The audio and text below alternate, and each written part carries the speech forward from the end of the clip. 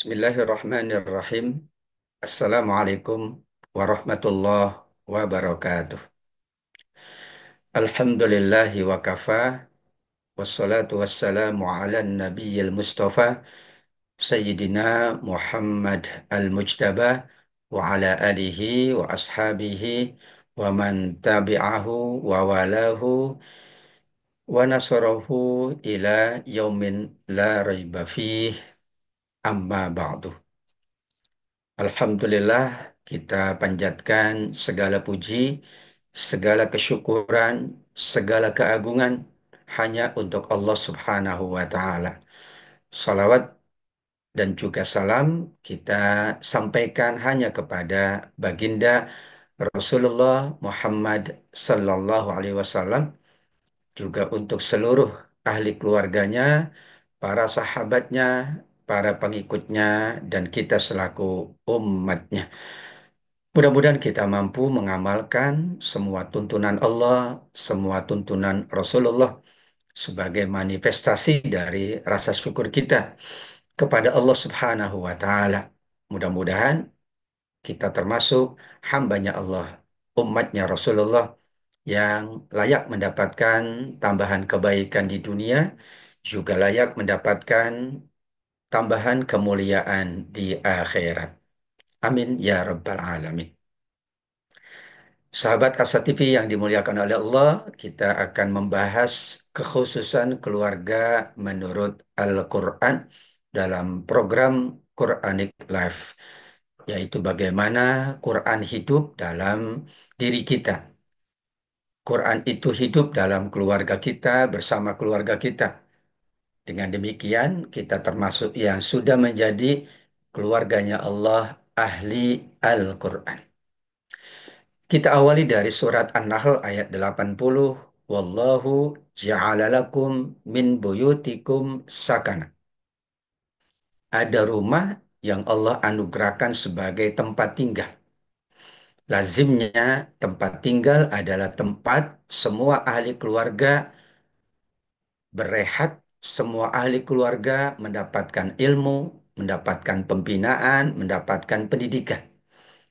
Maka tidak berarti rumah-rumah sebagai tempat tinggal di An-Nahl 80 hanya dimaknai untuk beristirahat. Tapi kata sakan adalah untuk mendapatkan sakinah, mendapatkan ketenangan, kenyamanan. Ahli keluarganya beribadah, ahli keluarganya membaca Al-Quran. Semua anggota keluarganya selalu menjalankan ketaatan, menjaga lisannya, menjaga sikapnya, menjaga perbuatannya. Disitulah Imam Ibnu Katsir menuturkan bahwa di antara kesempurnaan nikmat Allah atas hambanya adalah Allah menjadikan untuk semua hamba-hambanya rumah-rumah. Rumah itulah yang menjadi tempat tinggal. Mereka setelah bekerja kembali ke rumah tersebut, berlindung di dalam rumah tersebut, memanfaatkannya dengan berbagai macam manfaat. Ada manfaat ibadah, ada manfaat dunia. Rumah bisa jadi sarana ekonomi. Ada manfaat sosial, bahwa rumahnya tempat silaturahim, tempat berkumpul masyarakat dan keluarga. Ada manfaat-manfaat yang sangat banyak. Begitulah rumah bagi kita sebagai keluarga adalah rumahku, surgaku. Rumah kita adalah surganya di dunia yang insya Allah nanti akan menjadi surga sesungguhnya di dalam kehidupan akhirat. Doa Allah juga mengingatkan di surat Al-Mu'minun 29 untuk kita baca adalah doa agar rumah, agar tempat tinggal kita adalah yang terbaik, yang diberkahi oleh Allah. Karena Allah lah sesungguhnya sebaik-baik yang memberikan tempat tinggal. Di ayat sebelumnya Allah ingatkan di antara nikmatnya Allah siapkan rumah, Allah siapkan tempat tinggal untuk semua keluarga. Maka layaklah kita yang sudah mendapatkan tempat, yang sudah mendapatkan keluarga untuk berdoa. Rabbi anzilni munzalan mubarak. Ya Allah, tempatkanlah aku di tempat yang Engkau berkahi. Wa anta khairul munzilin. Engkau adalah sebaik-baik yang memberi tempat. rumah kita, tempat tinggal kita, rumah kita yang menjadi berbagai macam fungsi. Sesungguhnya itu anugerah Allah. Dan hanya Allah yang kuasa untuk menjadikan rumah kita penuh berkah, penuh kebaikan, penuh manfaat, penuh ketaatan dan kesolehan. Kita berharap dengan doa ini, maka rumah sekecil apapun yang kita huni, rumah sebesar apapun yang kita huni, rumah seindah apapun yang kita huni, rumah sesederhana pun yang kita huni adalah rumah yang penuh keberkahan dari Allah Subhanahu wa Ta'ala. Di dalam hadis Rasul yang diriwayatkan oleh Imam Muslim, apabila seseorang memasuki rumahnya dan berzikir kepada Allah dengan membaca basmalah misalnya, atau membaca yang lain ketika masuk, ketika makan, mengingat Allah, berzikir, mensyukuri karunia-Nya, maka justru setan akan berkata kepada sesamanya, kalian tidak mendapat tempat menginap dan tidak dapat makan malam di rumah ini. Dan jika ia masuk namun tidak membaca basmalah, tidak mengingat Allah, tidak mensyukuri nikmatnya, maka setan senang. Dia berkata kepada teman-temannya, kalian mendapatkan tempat menginap, kalian mendapatkan makan dan minum. Karena penghuni rumah lupa tidak membaca basmalah, tidak mengucap basmalah, tidak mengingat Allah. Maka disitulah mereka akan tinggal, menetap, menginap, makan, minum. Berarti rumah itu sudah tidak ada keberkahan. Rumah itu sudah tidak mendapatkan fungsi yang sesungguhnya. Maka kitalah yang memberkahi rumah tersebut. Kitalah yang menjadikan rumah itu surga kita. Kitalah yang menjadikan rumah itu tempat ibadah, tempat pendidikan, tempat ilmu, tempat kesehatan, tempat kita mendapatkan rizki dari Allah Subhanahu wa Ta'ala. Mudah-mudahan rumah semuanya, rumah kita, rumah keluarga kita adalah rumah yang dijanjikan oleh Allah keberkahan dengan kita memaksimalkan fungsi rumah itu dengan sebaik-baik. Insya Allah masih ada pembahasan lain. Kita lanjutkan setelah yang satu ini.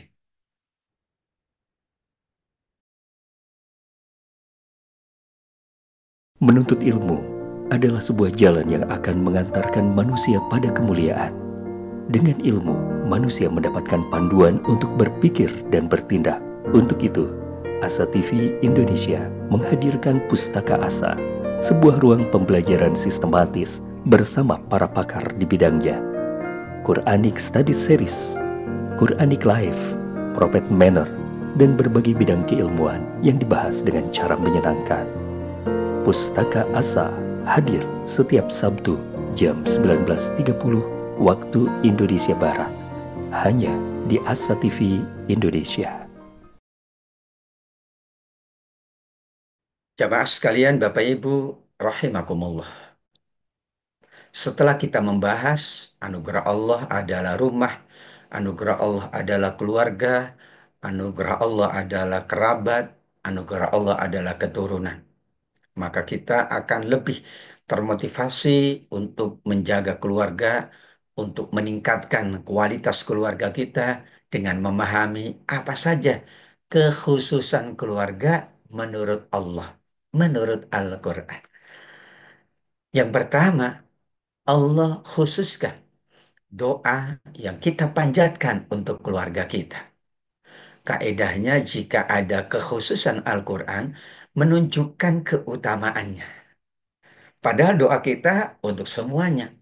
Doa kita panjatkan lil muslimina wal muslimat wal mu'minina wal mu'minat.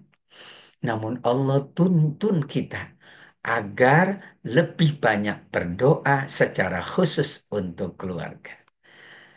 Ada 5 ayat yang disebut oleh Allah sebagai doa yang layak kita panjatkan khusus untuk keluarga. Yang umum adalah Al-Furqan 74 yang biasa kita baca. Rabbana hablana min azwajina wa dzurriyyatina qurrata a'yun waj'alna lil muttaqina imama. Ya Allah Tuhan kami, anugerahkanlah kepada kami pasangan, suami atau istri. Kemudian keturunan kami, anak keturunan kami, selalu menyenangkan hati, menyenangkan pandangan kami. Dan kami berharap, ya Allah, semua menjadi pemimpin bagi orang-orang yang bertakwa. Kalau menjadi pemimpin bagi orang yang bertakwa, maka mereka bertakwa lebih dahulu. Tidak mungkin orang memimpin orang yang mulia kalau dirinya tidak mulia. Ini orang-orang bertakwa, berarti keluarga kita, keturunan kita adalah bertakwa lebih dahulu. Dengan ketakwaan itu, maka kita mampu menjadikan masyarakat itu juga bertakwa. Ada doa lain dari Nabi Zakaria alaihissalam, di mana kita tahu bahwa Nabi Zakaria sangat berharap ada keluarga, ada keturunan yang nanti akan melanjutkan estafeta kebaikan beliau. Di usia lanjutnya, beliau berdoa, Rabbi habli min ladunka dzurriyyatan thayyibah. Ya Allah Tuhanku, berilah aku dari sisimu keturunan yang baik. Beliau tidak bosan, beliau tidak sekali berdoa, tapi berulang kali, terus menerus berdoa, tidak bosan. Sungguh engkau maha mendengar doa. Berarti anugerah tertinggi adalah keluarga. Dan untuk mendapatkan anugerah tertinggi, ada doa khusus yang layak kita panjatkan kehadirat Allah. Di surat As-Saffat ayat 100, ini doanya Nabi Ibrahim. Rabbi habli minas solihin. Ya Allah, anugerahkanlah untukku keturunan dari orang-orang soleh. Lahirlah Nabi Ismail alaihissalam. Demikian juga surat Maryam ayat kelima. Nabi Zakaria berdoa, mengungkapkan kelemahannya, ketidakberdayaannya, usia yang lanjutnya. Namun beliau yakin bahwa keluarga itu anugerah Allah tertinggi. Maka Allah tuntun doa yang sangat agung khusus agar kita dianugerahkan keluarga yang soleh, keluarga yang qurrat ayun, keluarga yang imaman lil muttaqin. Kekhususan doa untuk keluarga menunjukkan bahwa siapapun ingin mendapatkan keluarga dan keluarganya keluarga yang baik, maka doa kita panjatkan selalu kehadirat Allah. Yang sudah ada keluarga, yang sudah ada keturunan, tetap doa ini dibaca agar kemudian anak keluarga yang Allah amanahkan tetap dalam kebaikannya, tetap dalam fitrah termulianya. Yang kedua, kekhususan keluarga menurut Al-Quran, kita rujuk At-Tahrim ayat ke-6, Toha 132, dan Asy-Syu'ara ayat 214. Di mana ada perintah yang Allah khususkan untuk keluarga. Ya ayyuhalladzina amanu ku anfusakum wa ahlikum nar.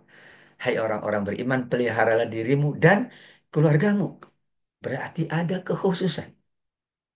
Kalau ada kekhususan yang disebut oleh Al-Quran menunjukkan keutamaannya. Berarti kita punya kewajiban utama, yaitu menjaga diri dan keluarga dari api neraka, barulah kepada yang lain. Fokus utamanya, perhatian teragungnya kepada keluarga. Karena Allah khususkan dirimu dan keluargamu. Di surat Toha ayat 132, Allah juga perintahkan kita untuk mendirikan sholat. Dan kemudian kita diminta memerintahkan seluruh anggota keluarga kita, anak kita, keluarga kita untuk mendirikan sholat. Dan kalau ada yang belum, kalau ada yang masih menunda-nunda, bersabarlah. Bersabarlah kita mengerjakan sholat. Bersabarlah kita mengajak, menyuruh anak-anak kita sholat. Karena tidak mudah. Tentu anak-anak yang masih kecil perlu dilatih. Yang remaja perlu diingatkan. Supaya ketika dewasa, ia sudah biasa mendirikan sholat. Wa'mur ahlaka, perintahkan keluargamu, menunjukkan kekhususan. Ada perintah khusus. Tidak menafikan kepada tetangga, kepada orang lain. Tapi lebih utama al-aula, lebih prioritas keluarga sendiri, sehingga keluarga kita terjaga dari api neraka Allah Subhanahu wa Ta'ala. Yang ketiga, bagaimanapun keluarga anugerah Allah, bahkan ada perintah khusus, tetapi tetap saja di dalam keluarga ada ujian, dan ujiannya ujian berat, disebutlah ujian khusus. Nabi Nuh, ujiannya putranya berat. Nabi Adam, ujiannya putranya. Nabi Lut, ujiannya istrinya. Nabi Nuh, istri dan putranya. Tidak mudah. Itulah disebut dengan ujian khusus. Saat ujian itu menimpa keluarga, lebih berat dari ujian menimpa orang lain. Karena memang kewajiban utama. Karena memang tanggung jawab utama. Karena memang amanah utama. Tidak mungkin kita mengabaikan. Kalau tidak lulus ujian keluarga, maka Allah akan bertanya. Dan itu tanggung jawab ayah, tanggung jawab kepala rumah tangga, tanggung jawab orang yang memiliki kewenangan di dalam keluarganya. Ada ujian khusus. Tetapi tidak perlu khawatir. Ujian khusus berarti ada pahala khusus. Kita baca Al-Anfal 28 sama dengan At-Taghabun ayat 15. Innama amwalukum wa auladukum fitnah. Wallahu indahu ajrun azim. Al-Anfal 28, ya ayyuhalladzina amanu i'lamu annama amwalukum wa auladukum fitnah. I'lamu annama amwalukum wa auladukum fitnah. Di surat At-Taghabun, innama amwalukum. Ketahuilah, sesungguhnya harta dan anak itu ujian, cobaan, fitnah. Ujian khusus. Kata fitnah itu ujian berat, bukan ujian ringan. Karena banyak yang tidak bersabar, banyak yang tidak mampu menyelesaikan ujian rumah tangganya, keluarganya. Maka disebut fitnah. Tetapi Allah menjanjikan dalam fitnah keluarga itu ada ajrun azim, pahala yang besar. Kalau ia bersabar, ia tetap tawakal kepada Allah, bersandar, bergantung. Ia tetap menjaga keluarganya, ia tetap mengingatkan keluarganya, ia tetap mengajak keluarganya. Pahala yang sangat besar di sisi Allah. Perintah khususnya dijalankan. Ujian khususnya dia sabari. Kemudian anugerahnya dia jalankan dengan sebaik-baiknya. Layak dia mendapatkan ajrun azim, pahala yang besar. Syekh As-Sa'di menuturkan bahwa ungkapan ajrun azim sebagai motivasi untuk semua keluarga. Ada onak duri, ada dinamika, ada pernak dan pernik, ada berbagai hal dalam keluarga. Tapi yakinlah itu sumber dari pahala di sisi Allah Subhanahu wa Ta'ala. Insya Allah, pembahasan kekhususan keluarga yang keempat kita akan bahas setelah yang satu ini.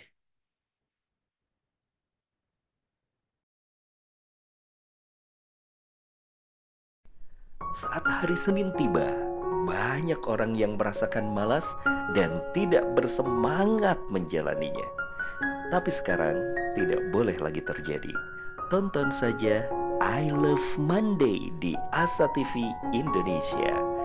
I Love Monday menghadirkan pembahasan mencerahkan dan aplikatif yang dikemas dalam I Love Myself, I Love My Job, I Love My Prophet, dan satu segmen spesial Solve with Love.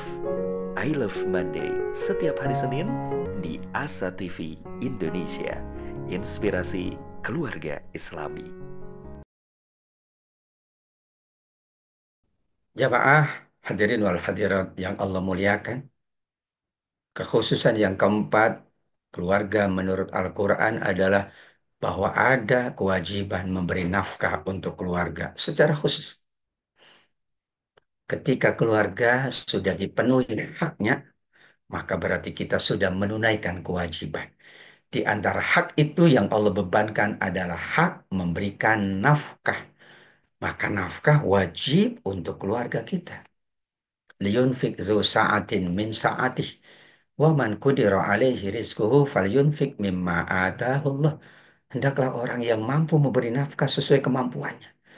Namun manakala disempitkan rezekinya, dikurangi rezekinya oleh Allah, dibatasi, tidak sesuai dengan sebelumnya yang mampu, yang berlebih, tetap wajib memberi nafkah. Namun sesuai dengan kemampuan, yaitu anugerah Allah Subhanahu wa Ta'ala. Maka para suami, para ayah tetap wajib memberikan nafkah. Namun ahli keluarga juga harus memahami bahwa ayahnya kemampuannya sesuai dengan rezeki Allah dan tidak ada beban melebihi dari kemampuan. Karena tadi anggota keluarga sudah dihindari dari neraka, sudah dijaga dari neraka, sudah diingatkan tentang ibadah, sudah didoakan dengan sebaik-baiknya, maka mudah bagi ahli keluarga untuk qanaah. Oh iya, memang hanya itu yang Allah anugerahkan kepada ayahku, kepada suamiku. Aku harus qanaah, aku harus ridho. Tapi sang ayah dan kepala rumah tangga juga berusaha sungguh-sungguh untuk menunaikan kewajiban memberi nafkah. Jika nafkah sudah diselesaikan, sudah ditunaikan, masih ada lebihan harta, silakan bersedekah. Dan bersedekah untuk keluarga lebih utama dengan kekhususan dua pahala. Pahala sedekah sebagaimana umumnya dan pahala mengeratkan hubungan silaturahim. Nabi mengingatkan itu. Bukan berarti kita menafikan orang lain yang membutuhkan. Tapi keluarga sesuai hadis Imam Ahmad dan Tirmidzi lebih utama. Bahkan ketika seseorang tidak punya apa-apa, ketika seorang hanya mampu sedikit, tetap yang utama keluarga. Afdolus sodakoti juhdul mukilli wabda biman ta'u. Sedekah paling utama, sedekah yang maksimal yang ia punya. Berapapun itu. Dan mulailah dari yang kamu tanggung. Keluarga, anak, kemudian kerabatnya, dan seterusnya. Nafkah untuk keluarga adalah kekhususan Allah untuk ahli keluarga menunaikan dengan sebaik-baik. Ada pertolongan Allah yang khusus untuk keluarga. Karena ada kewajiban untuk memberi nafkah, tidak perlu khawatir. Allah akan tolong. Ada tiga yang Allah tolong. Seorang yang menikah, yang berusaha untuk menjaga ifah kehormatan dirinya. Dia lebih soleh, lebih terhindar dari dosa dan maksiat. Budak yang ingin merdeka, Allah akan tolong. Orang yang berjuang di jalan Allah, Allah akan tolong. Berarti menikah itu sarana mendapatkan pertolongan Allah yang khusus. Bahkan sahabat Ibnu Mas'ud mengatakan, iltamisu al-ghina minan nikah. Carilah pertolongan Allah, kecukupan itu dari pernikahan. Allah akan tolong karena nanti dia ada kewajiban. Karena nanti dia akan memperhatikan keluarganya. Dia penuhi kebutuhannya, moral, material, penuh kebutuhan semuanya. Maka ada pertolongan Allah khusus untuk keluarga. Tidak perlu khawatir untuk menikah. Saya belum cukup harta saya untuk menikah. Saya belum punya apa-apa untuk menikah.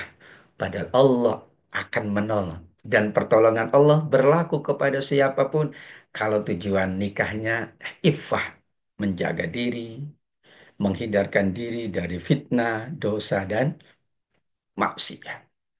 Yang keenam, ada nilai dan pahala yang khusus bagi mereka yang berkeluarga, bagi mereka yang berumah tangga. Subhanallah wa masya Allah. Rahimallahu rajula. Allah merahmati suami yang bangun waktu malam. Ia sholat, ia pun membangunkan istrinya. Kemudian istrinya juga sholat. Jika tidak bangun, boleh percikan air sedikit ke wajahnya. Itu tetap dapat rahmat, dapat pahala khusus. Demikian juga jika istri yang lebih dahulu bangun, semoga Allah merahmati. Tetap ada rahmat, ada karunia, ada pahala. Dia bangun, dia sholat, kemudian melihat suaminya belum bangun, dia bangunkan. Enggan bangun, ia percikan air di wajahnya, kemudian sholat. Maka kedua-duanya mendapatkan pahala khusus. Banyak hadis lain yang mengingatkan, sampai menyuapkan makanan saja berpahala. Istri kepada suaminya, suami kepada istrinya, orang tua kepada anaknya, anak kepada orang tuanya yang sudah lanjut usia. Betapa besar. Dan itu khusus untuk keluarga saja. Kenapa ada kekhususan? Ada keutamaan. Karena kalau setiap manusia betul-betul perhatian kepada keluarganya, sebenarnya yang terjadi adalah keluarga itu dijaga oleh Allah. Kalau keluarga terjaga, masyarakat terjaga. Karena masyarakat terdiri dari keluarga-keluarga. Inilah peri pentingnya memahami kekhususan keluarga menurut Al-Quran. Yang terakhir, yang ketujuh, jamaah yang dimuliakan oleh Allah. Ada surga khusus untuk keluarga. Inilah kekhususan keluarga menurut Al-Quran. Allah khususkan berarti ada keutamaan. Namun surga ini setelah menjalankan 6 tadi kewajiban-kewajiban. 6 hal yang patut diperhatikan. Khususnya oleh kepala rumah tangga. Oleh mereka yang diberikan kewenangan oleh Allah. Pemimpin bagi keluarganya. Ada surga untuk keluarga. Nama surganya surga Aden. Jannatu adnin yadkhulunaha wa man salaha min abaihim wa azwajihim wa dzurriyyatihim. Surga Aden itu diperuntukkan oleh para penghuni surga bersama yang soleh dari orang tuanya, nenek moyangnya, kakek neneknya. Kemudian pasangannya, suami atau istri, dan anak keturunannya. Bayangkan, khusus. Kekhususan ini menunjukkan bahwa mereka layak. Karena mereka sudah menjalankan tuntunan Allah dan Rasul dengan sebaik-baiknya. Sampai layak mendapatkan surga. Karena sudah menjaga keluarganya dari api neraka, berarti layak mendapatkan surga. Surganya surga khusus. Bahkan surat Ghafir ayat ke-8, malaikat pemikul arsy pun berdoa.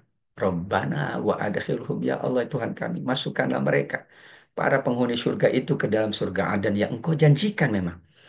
Dan sertakanlah kepada mereka orang tua, ya kakek nenek yang soleh, istri atau suami yang soleh, dan seluruh anak keturunannya. Innaka antal azizul hakim. Engkau maha perkasa, engkau maha bijaksana. Disitulah kekhususan yang teragung, kekhususan yang tertinggi. Ada surga untuk keluarga. Mari kita bersama jaga keluarga. Mari kita bersama perhatikan keluarga. Mari jadikan keluarga, rumah kita semuanya, rumahku surgaku. Dengan fungsi-fungsi yang terbaik. Ada fungsi ilmu, fungsi ibadah, fungsi keimanan, fungsi ketakwaan, fungsi ekonomi juga, fungsi sosial. Rumah kita semuanya adalah calon surga kita yang sesungguhnya untuk semua ahli keluarga kita. Wallahu a'lam bishawab. Terima kasih atas segenap perhatiannya. Mohon maaf apabila ada khilaf. Mudah-mudahan menjelang Ramadan ini dan di bulan Ramadan ini kita mampu lebih khusus untuk kita bersama keluarga beribadah, menjalankan amal, memuliakan Ramadan kita. Assalamualaikum warahmatullahi wabarakatuh.